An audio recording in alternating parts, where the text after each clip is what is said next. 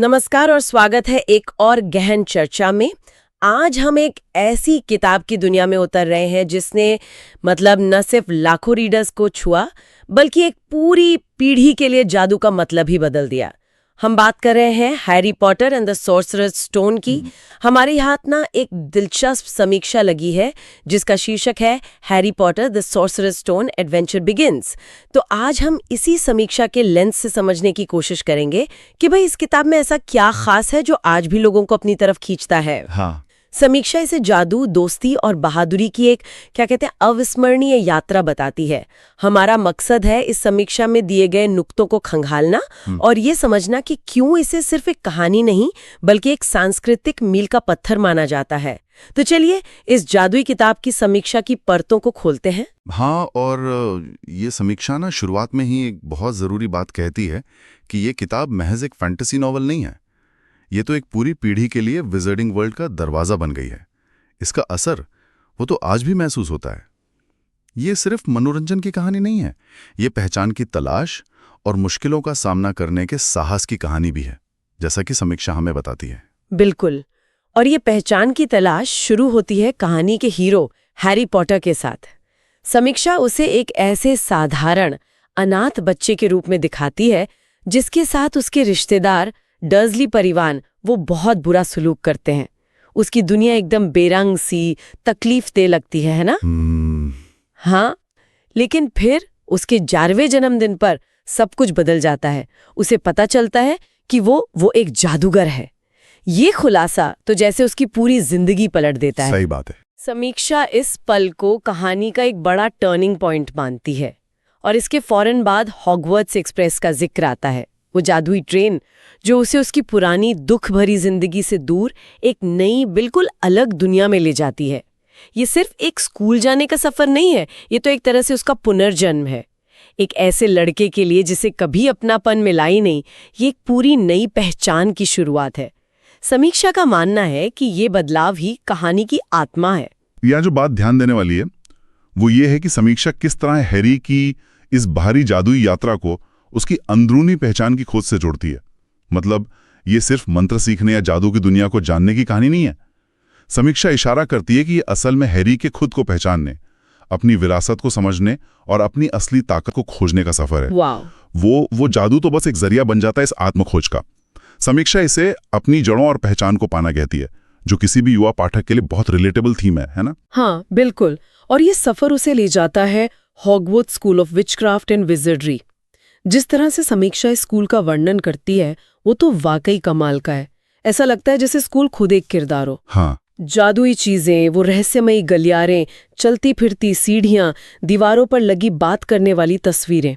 मुझे याद है समीक्षा में लिखा था कि ये सिर्फ एक इमारत नहीं बल्कि एक जीती जागती सांस लेती हुई जगह लगती है जहां हर कोने में कोई ना कोई राज छुपा हो सकता है। हाँ। ये कल्पना की उड़ान ही तो पाठकों को बांध लेती है। सही कहा। और इसी माहौल में उसकी दोस्ती होती है हरमाइनी ग्रेंजर और रॉन वीजली से। समीक्षा इन किरदारों को कहानी का दिल बताती है, उन्हें अविस्मरणीय कहती है। और शायद ये अविस्मरणीय इसलिए हैं क्योंकि वो सिर्फ हैरी के साइडकिक नहीं हैं बल्कि अपने आप में पूरे किरदार हैं, अपनी खूबियों और कमजोरियों के साथ।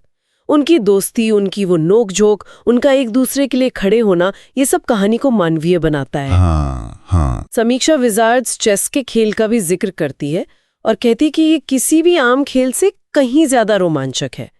ये दिखाता है कि कहानी की दुनिया कितनी बारीकी और कल्पनाशीलता से गढ़ी गई है। यहाँ हर छोटी चीज में जादू है। हाँ, और यहीं पे समीक्षा एक बहुत जरूरी संतुलन की बात करती है। वो है आश्चर्य और खतरे के बीच का संतुलन। हॉगवर्ट्स जितना जादुई और मजेदार है उतना ही वहां असली खतरा भी है। ये कोई सपनों की दुनिया नहीं है जहां सब कुछ अच्छा ही होता है। समीक्षा के अनुसार जेके रोलिंग की कल्पना तो कमाल की है, लेकिन वो सिर्फ दिखावे के लिए नहीं है। हर जादुई चीज, हर रहस्य कहानी को आगे बढ़ाता है और जो दांव पर लगा है उसे वास्तविक महसूस कराता है। अगर हम इसे बड़ी तस्वीर से जोड़कर देखें तो यही यथार्थवाद का पुट है जो इस फैंटेसी दुनिया को इतना विश्वसनीय और आकर्षक बनाता है। पाठक महसूस कर पाते हैं कि यहाँ सच में कुछ खोने का डर है। सही कहा। और इस जादू और रोमांच की परत के नीचे, जैसा कि समीक्षा उजागर करती है, कहानी कुछ बहुत गहरे और सार्वभौमिक विषयों को छूती है। दोस्ती का महत्व, वफादारी की ताकत और वो अच्छाई और बुराई के बीच की शाश्वत लड़ाई। बिल्कुल। ये सिर्फ बच्चों की कहानी नहीं रह जाती। समीक्षा इस बात पर खास जोर देती है कि हैरी कोई सबसे शक्तिशाली या जन्मजात हीरो टाइप का किरदार नहीं है। वो गलतियां करता है, डरता है, लेकिन उसकी हिम्मत और उसका दिल उसे असल हीरो बनाते हैं। समीक्षा का ये कहना कि वो अपनी जादुई शक्तियों से ज्यादा अपने साहस और दोस्तों की मदद से जीतता है, ये बहुत अहम बात है और शायद यही वजह है कि ये विषय इतने गहरे तक असर करते हैं। समीक्षा एक तरह से ये सवाल उठाती है कि भाई हीरो होने का मतलब क्या है? क्या ये सिर्फ असाधारण शक्तियों का होना है? समीक्षा का जवाब है नहीं, ये चरित्र की ताकत है। दोस्ती निभाना, मुश्किल वक्त में डटे रहना, जो सही है उसके लिए आवाज उठाना, ये वो सरल लेकिन शक्तिशाली विचार हैं जो हर उम्र के पाठक से जुड़ते हैं। समीक्षा में एक बहुत ही प्रभावशाली पंक्ति है कि साहस और दयालुता ही सबसे बड़ा जादू है। जरा सोचिए, एक ऐसी दुनिया में जहां मंत्रों और जादुई चीजों की भरमार हो, वहां मानवीय गुणों को सबसे बड़ा जादू कहना ये कहानी को एक अलग ही गहराई देता है। ये बताता है कि असली शक्ति बाहरी नहीं, अंदरूनी होती है। और उसके बाद होने वाले टकराव को रोमांचक और प्रेरणादायक दोनों मानती हैं। यहीं पर हैरी और उसके दोस्तों को असली परीक्षा से गुजरना पड़ता है। और जैसा समीक्षा फिर से रेखांकित करती हैं, ये हैरी की बहादुरी, उसकी सूझबूझ और उसके दोस्तों का साथ है जो उन्हें मुश्किलों से पार पाने में मदद करता है। ये सिर्फ जादू की लड़ाई नहीं, बल्कि उनके इरादों और उनकी दोस्ती की भी आजमाइश है। सही। समीक्षा इसे हैरी के एक सच्चे हीरो के रूप में स्थापित होने का क्षण मानती है। हाँ, क्लाइमैक्स एक तरह से उन सभी मुख्य विषयों को मजबूती देता है जिनकी बात हमने पहले की। ये दिखाता है कि कैसे दोस्ती, मतलब तीनों दोस्तों का मिलकर चुनौतियों का सामना करना और बहादुरी जानते हुए भी खतरे में कूदना, उन बाधाओं को पार कर सकती है जिन्हें शायद अकेली जादुई शक्ति ना कर पाए। समीक्षा के अनुसार ये अंत कहानी के मूल संदेश को पुष्ट करता है कि मानवीय रिश्ते और नैतिक साहसी सबसे शक्तिशाली हथियार हैं। ये सिर्फ कहानी का समापन नहीं, बल्कि उसके केंद्रीय विचार का प्रमाण है। तो कुल मिलाकर इस समीक्षा के आईने में देखें तो Harry Potter and the sorcerers stone की स्थायी अपील कहाँ से आती है? समीक्षा इसे करामाती, मजाहिया और कालजयी कहती है, और ये भी कि ये सिर्फ बच्चों के लिए नहीं बल्कि किशोरों और उन वयस्कों के लिए भी है जो अपने अंदर के बच्चे को जिंदा रखना चाहते हैं, जो आश्चर्य के उस भाव को महसूस करना चाहते हैं। समीक्षा इसे 5 में से 5 स्टार देती है और इसे एक जरूर पढ़ी जाने वाली क्लासिक का दर्जा देती है। ये साफ है कि समीक्षा के नजरिए से ये महज एक किताब नहीं बल्कि एक अनुभव है। हाँ, समीक्षा का निष्कर्ष काफी दमदार है। वो कहती है कि ये किताब सिर्फ एक कहानी नहीं, बल्कि एक ऐसी दुनिया का निमंत्रण है जहां साहस और दयालुता सर्वोच्च हैं। ये लाइन बहुत कुछ कहती है।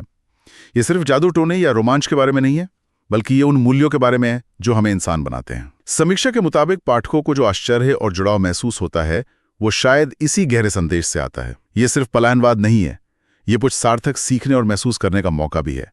शायद इसीलिए ये पीढ़ी दर पीढ़ी पढ़ी जा रही है। तो संक्षेप में कहें तो इस समीक्षा के जरिए हमने देखा कि Harry Potter and the sorcerers stone का जादू सिर्फ उसकी चमत्कारी दुनिया में नहीं है, बल्कि हैरी की आत्मखोज की भरोसेमंद कहानी में, दोस्ती और वफादारी जैसे सार्वभौमिक विषयों में और इस गहरे संदेश में छिपा है कि असली ताकत चरित्र और साहस से आती है। ये एक ऐसी कहानी है जो मनोरंजन भी करती है और सोचने पर मजबूर भी करती है। और यहीं पर मैं एक सवाल छोड़ना चाहूंगा जो सीधे समीक्षा के एक बिंदु से जुड़ा है। समीक्षा कहती है कि साहस और दयालुता ही सबसे बड़ा जादू है। अब सोचिए, एक ऐसी दुनिया में जहां उड़ती हुई झाड़ू हैं, जहां मंत्रों से चीजें गायब हो जाती हैं, जहां जादुई औषधि हैं, उस दुनिया में जादू का मतलब इन बुनियादी मानवीय गुणों से जोड़ना। इसका क्या अर्थ हो सकता है? क्या ये इशारा है कि सबसे बड़ा चमत्कार बाहरी शक्तियों में नहीं, बल्कि हमारे अंदर के विकल्पों और इरादों में छुपा है? इस पर सोचना दिलचस्प होगा।